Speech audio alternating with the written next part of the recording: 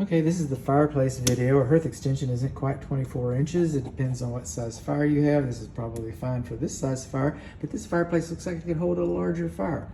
Now, I can't make this fire work because the key doesn't work. I got a new key. I've got a new escutcheon. It looks all fine, but it doesn't look so new in there. And so I go in here and I try to catch the purchase, and I want it to work. That's why I got you right here. I couldn't make it work before, and so maybe if I got a witness, but I cannot make the gas work to the fireplace. This does not look like it works to me.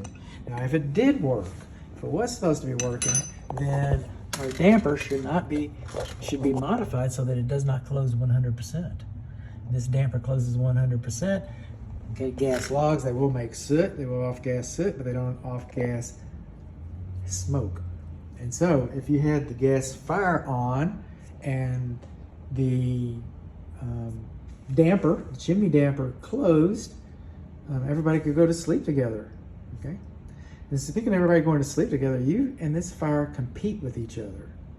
This fire gets its combustible air from the living space, and you get your combustible air from the living space too. So when this is on, you and it are in competition for what's available to breathe. And so and I don't have the instructions here, but most of the manufactured fireplaces and gas logs and stuff like that, and read the instructions if you can find them. But most of them recommend that you crack a window when they're in operation to get some fresh air into the living space. Now in the fireplace, besides the hearth extension, and because we do not have a glass front, not required, but we do not have an energy saving glass front. I don't know if this screen conveys, so we may or may not have a screen. Again, not required, but just to let you know what I'm finding, what I'm seeing, what's here. That's what we're doing. We're talking about, see all these calcified looking things right here, and that crack right there? Those are called clean cracks. If you look up in the chimney, you'll see some more. Well, you can. I got pictures. All right, and what that is we've had a fire in here that was so aggressive that it was using more fire than the structure could supply.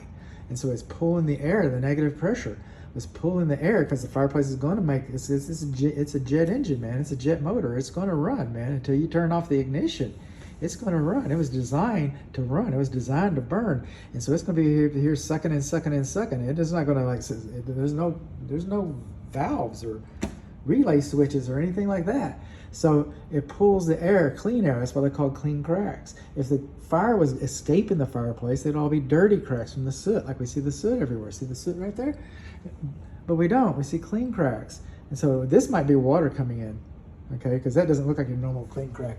This looks like your normal clean crack. This looks like calcification. It might be some water coming in from the roof, from the flashing. So the clean crack argument, conversation stays, but we also got some calcification. And so, yes, so we've had a larger fire in here. The fireplace wasn't vented right to work inside this house to supply it, because it's trying to pull the combustible air from the other side through the brick. It's saying, feed me, feed me. And then over here are our lintels. Okay, we got some cracks around our lintels, and that'll let heat go up into the structure. And then I found this closed, and it doesn't work.